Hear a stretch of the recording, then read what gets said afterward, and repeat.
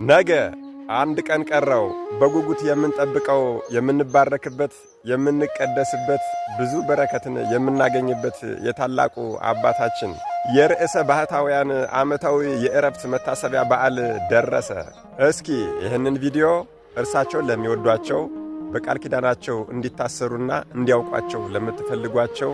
እንዲሁም ደግሞ ለሰንበት ተማሪዎችና ለጽዋ ማኅበራት ደስ ይላቸውና ሐሴትን ያደርጉ ዘንድ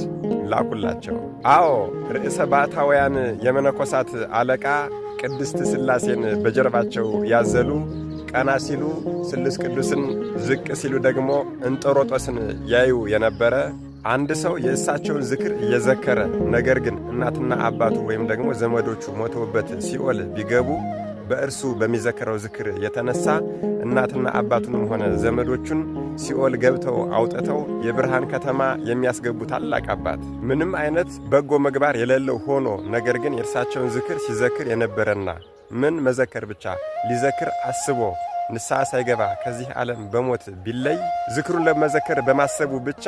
ርስተ መንግሥተ ሰማያትን የሚያወርሱ ታላቅ አባት፣ 60 አናብርትና 60 አናብስት በፊት በኋላ በቀኝ በግራ እየተከተሏቸው የእግራቸው ትቢያ ትኩስ ሥጋ ሆኖላቸው ያንን እየተመገቡ ሲኖሩላቸው የነበሩ ታላቅ አባት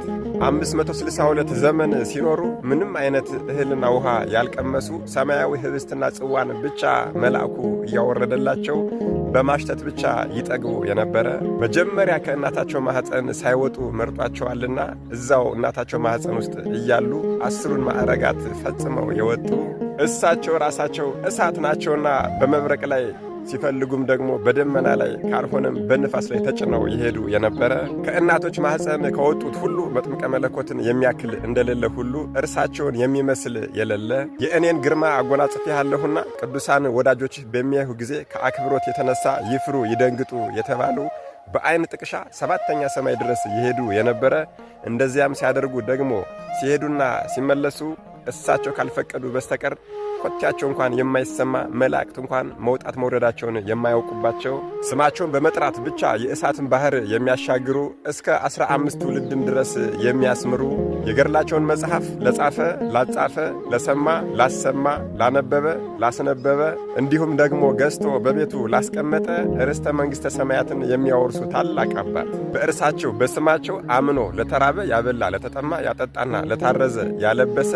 በዚህ ዓለም ችግረኛ ድሃ ቢሆን እንኳን እንደማይርበውና እንደማይጠማው የተነገረላቸው ታላቅ ቅዱስ በመታሰቢያው ቀን ማለትም ከ12ቱ ወራት በአንዱ ቀን ዕጣን፣ ዘቢብ፣ ጧፍ፣ ስንዴ እና እንዲሁም ደግሞ ሌሎቹንም ስጦታዎች ለቤተ ክርስቲያን የሰጠ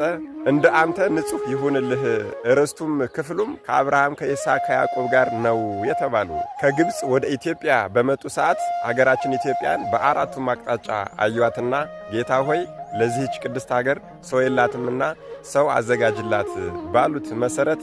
ሐዲስ ሐዋርያ አባታችን አቡነ ተክለ ሃይማኖት በጸሎታቸው የተገኙላቸው ምን ይሄ ብቻ ሐዲስ ሐዋርያ አባታችን አቡነ ተክለ ሃይማኖት ኢትዮጵያን እየዞሩ ጠንቋይና ቃልቻን በሙሉ ከምድረ ገጽ እየጠራረጉ ሲያስወጡና ሕዝቡን ወንጌልን እየሰበኩ ወደ ክርስትና በሚመልሱ ሰዓት እርሳቸው ደግሞ በባህር ውስጥ ለ100 ዓመት ተዘቅዝቀው ጸሎት በማድረግ ሲያግዙ የነበሩ ታላቅ አባት ከ30 ዘመን የልጅ ጦት በኋላ ከደጋጎቹ ወላጆቻቸው ከአባታችን ከቅዱስ ስምዖንና ከእናታችን ከቅድስት አቅሌስያ በብስራተ ስሉስ ቅዱስ ሲወለዱ በዚያው የተወለዱ ቀን ለአብ ለወልድ ለመንፈስ ቅዱስ ከጨለማ ወደ ብርሃን ያወጣኸኝ አመሰግናለሁ ብለው 3 ጊዜ የሰገዱ እኒህ ክህነታቸው እንደ ካህኑ መልከ ጼዴቅ እንደ ነቢዩ ኤልያስና እንደ መጥምቀ መለኮት ቅዱስ ዮሐንስ የሆነላቸው መጋቢት 29 ተጸንሰው ታኅሳስ 29 በጌታ የልደት ቀን ተወልደው መጋቢት 5 ዕረፍታቸው የሆነው እመቤታችን ወዳጄ የምትላቸው ነቢያትና ሐዋርያት ዘመዳችን የሚሏቸው መላእክትም ወዳጃችን እያሉ በክንፋቸው የሚያቅፏቸው የነበሩት መዓዛቸው የተለየ ስለነበረ የሚቀመጡበትን ጫካ ሁሉ ይሞላውና ያውደው የነበረ እነዛ 60 ነብሮችና 60 አንበሶች እንዲሁም ደግሞ ሌሎች የዱር አራዊቶች እንደ ሰው ይታዘዙላቸው የነበረ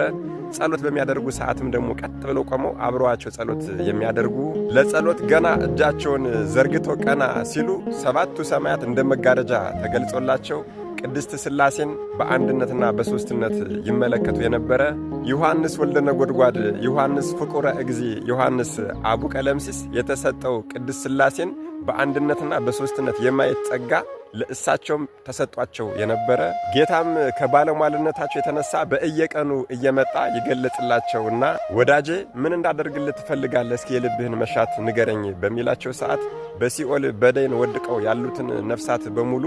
በማወቅም ሆነ ባለማወቅ የሠራሁትን ኃጢአት ይቅር ብለህ ማርልኝ ይሉ የነበሩ ሩህሩህና የዋህ አባት። ጌታችንም ወዳጄ ሆይ የለመንከኝን አልከለክልህም፣ አይደለም የለመንከኝን በውስጥ ያሰብከውን ራሱ እፈጽምልሃለሁ ይላቸው የነበሩ መታሰቢያን ያደረጉ ትንሹንም ትልቁንም ሁሉ እምርልሃለሁ የተባሉ በእየቀኑ የጌታን ሕማማትና አርብ ቀንን እያሰቡና እያስታወሱ 400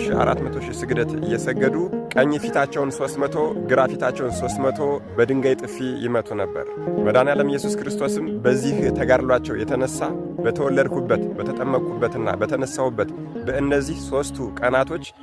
1000 ነፍሳትን ከሲኦል አወጣልሃለሁ የተባሉ የኢትዮጵያን ሕዝብ በሙሉ ማርልኝ ብለው በዝቋላ ገዳም ለ100 ዓመት በባህር ውስጥ ተዘቅዝቀው የጸለዩ በዚያም ደግሞ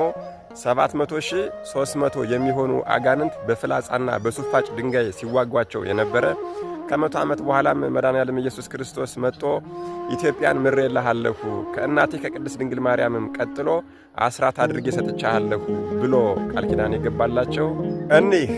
እንደ ሰው ተፈጥረው እንደ መላእክት የኖሩ ርዕሰ ባህታውያን አባታችን አባ አቡነ ገብረ መንፈስ ቅዱስ ነገ መጋቢት 5 የዕረፍት በዓላቸው ነው። መድኃኔዓለም ኢየሱስ ክርስቶስ ከርዕሰ ባህታውያን ከሩህሩህና ከየዋሁ አባታችን አቡነ ገብረ መንፈስ ቅዱስ